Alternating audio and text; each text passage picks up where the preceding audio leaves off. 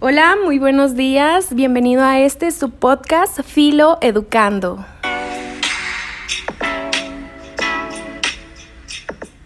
Hoy en su podcast estaremos tratando un tema bien importante, muy interesante, que sería el sentido y la finalidad de la filosofía. Soy Berenice Salas y en esta mañana me acompañan Miguel Alejandro Soto, buenos días. Paula Navarro y Mirania Cimental. Y bueno, vamos a entrar ahora sí en materia. ¿Qué es la filosofía? Tal cual es el amor a la sabiduría.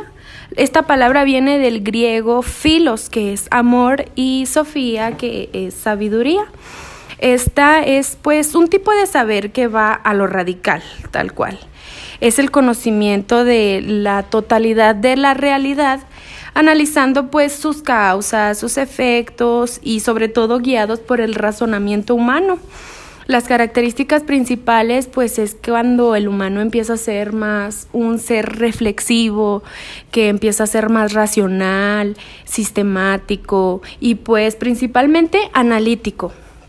Partiendo de lo analítico empieza a criticarse sus conocimientos, lo que sabe, y ahí empieza a filosofar, como bien lo dicen. Es como saciar esa necesidad y curiosidad que tenemos los humanos por naturaleza. Oye, Bere, pero para comprender este lado reflexivo, crítico de la filosofía, considero yo que hay que ver un poco de historia, un poco de antecedentes, ¿no? Sí, ¿verdad? Sí, claro. La filosofía como tal es una disciplina que surge a principios del siglo VI, ¿verdad? En lo que hoy se conoce como Jonia, que es la antigua Grecia. Te voy a nombrar de manera rápida algunos exponentes para no demorar tanto. Va. Mira, tenemos primeramente a Tales de Mileto. Él buscaba romper con estas explicaciones mitológicas porque sabemos que los griegos tenían un panteón muy amplio de dioses, héroes, etc. Él buscaba basarse en los principios de la naturaleza. Aquí ya tenemos un enfoque dirigido a un pensamiento racional, no tanto en la mitología.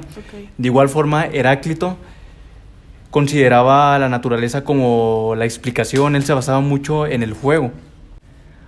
Ahora bien, para el siglo V a.C., debido a los acontecimientos sociohistóricos, surge lo que es el pensamiento sofista, que es un pensamiento ya encaminado hacia el hombre. Como máximo exponente tenemos a Sócrates, que inicia con un periodo conocido como humanístico, con su método la mayéutica, que consiste en realizar preguntas sucesivas para ir adquiriendo o ir inquiriendo en la verdad. Así se llega a un estado de reflexión más amplio. Aquí en este punto yo considero que debemos de tener en cuenta algo de filosofía oriental, y yo puedo mencionar a Confucio con su filosofía moral, que va encaminado hacia la paz y la armonía en la sociedad. Porque, bueno, aquí vemos que ya el desarrollo de la filosofía se encamina hacia lo que hoy tenemos como filosofía moderna, con estos conceptos de sociedad y de moral. Después tenemos a la filosofía cristiana medieval. Como exponentes tenemos a San Agustín de Hipona, que él dice que Dios es la verdad y que nos ilumina para obtenerla, pero al mismo tiempo hay aportes en la educación que hay que resaltar, como el concepto de la enseñanza integral y flexible.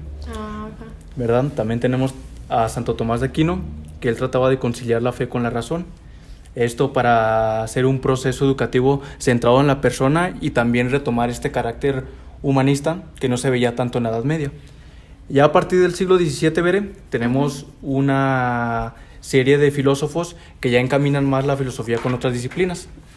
Mira, rápidamente tenemos a John Locke con su método psicológico, con las facultades cognitivas. Tenemos a Kant con la síntesis entre racionalismo y empirismo. A Nietzsche, muy importante, que tiene la filosofía racional. O Marx también, que es el socialismo científico. O Russell, ¿verdad?, que tiene el empirismo y escepticismo. Esta es una historia muy resumida porque si nos ponemos a hablar aquí, pues duramos horas y horas y no es la idea. Sí, ¿verdad? Nos ponemos a ver cada filósofo y todo alrededor de la historia. Pues, muchísimos. Días aquí. Ya son muchísimos años, o sea, fíjate desde qué siglo empezó la filosofía. Entonces pues es muy, muy amplio el campo.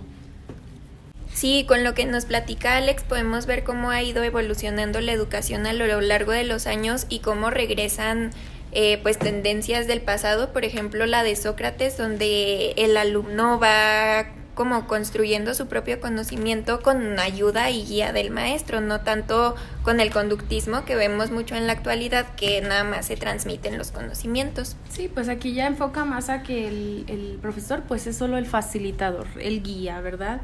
Y pues todos los conocimientos que vamos adquiriendo hay que irlos aplicando según nuestro tiempo, según las condiciones que está actualmente la sociedad, Sí, ¿verdad? Pero, o sea, como no lo estás diciendo, como conforme pasan los años, o sea, las necesidades de la sociedad van a ir cambiando. No siempre se va a quedar en lo mismo. Y ya conforme todo lo que nos dijo Alex, todos los filósofos que nos mencionó, pues ahí había científicos, pedagogos, o sea, de muchas ramas. Entonces, yo puedo llegar a este punto a que la ciencia, la religión y la filosofía se pueden confundir exactamente, pero hay que destacar que son disciplinas totalmente diferentes, pero se pueden entrelazar entre ellas. Por ejemplo, como ya no lo dijiste tú, Bere y Alex, la filosofía estudia el porqué del ser humano, el saber crítico y racional. Son cuestiones éticas y temas que no tienen fin, porque pues la filosofía se ocupa de las cosas más profundas de la realidad, del por qué está sucediendo esto, por qué pasa esto, el porqué de las cosas. Y la ciencia estudia al ser humano. Se caracteriza por ser un conocimiento cierto por causas. Aquí es más empírico y comprobable, afirmar las cosas, basándose en la experimentación y la observación. Y pues también sobre todo conocer lo que es el mundo.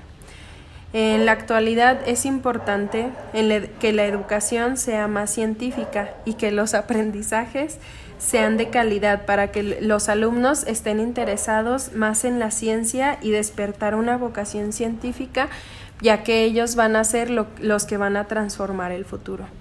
Y pues de la religión, aquí podemos decir que es un sistema de organización en creencias y prácticas y que está conformada por personas que comparten estas mismas creencias. Por ejemplo, pues pueden ser los cristianos, los católicos, los testigos de Jehová, pues etcétera, todas las religiones que existen en el mundo. Y ellos se basan en textos sagrados que pues viene siendo la Biblia. Líderes que pueden ser el papa, el sacerdote, toda la jerarquía que va formando esta religión.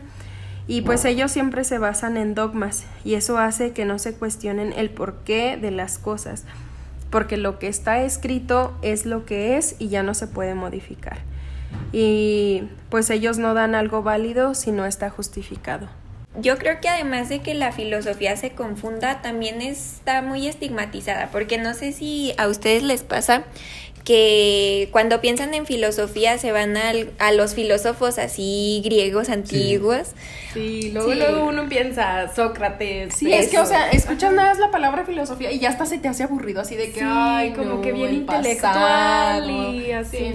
Exacto, como que es todo muy perfecto. Uh-huh. Entonces, eso hace que nosotros nos autoimpongamos límites y obstáculos que nos impiden acceder a la filosofía, cuando la realidad es que el ser humano necesita de la filosofía, porque su curiosidad natural lo impulsa a querer entender su realidad y darle un sentido. Y es que aparte es la que activa el pensamiento crítico, ¿no? Exacto.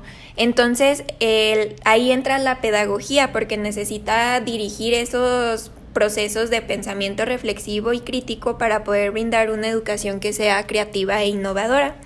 Entonces, así muy a grandes rasgos, la filosofía de la educación busca como plantear el deber ser de la educación para poder actuar y lograrla. Entonces, dentro de nuestra naturaleza, ahí en la curiosidad, se fundamenta el derecho de la educación. Ándale, exacto, Paula. Yo creo que ahí es cuando uno como futuro docente se empieza a cuestionar, empieza a reflexionar, filosofar, ¿verdad? Si todos los procedimientos o todas las técnicas de aprendizaje fueron correctas hasta hoy y así pues poder mejorar, ¿verdad? Sí, porque ahora el docente ya no tiene la necesidad de transmitir conocimientos, sino de guiar al ser humano o a sus futuros alumnos hacia su mejor versión para que sean autónomos y puedan actualizarse a las condiciones cambiantes del mundo, porque a diferencia de los animales, nosotros necesitamos una segunda gestación social que empiece en nuestra familia y ya se van incorporando instituciones como la escuela que ayudan a nuestro desarrollo integral, que va a ser de manera progresiva.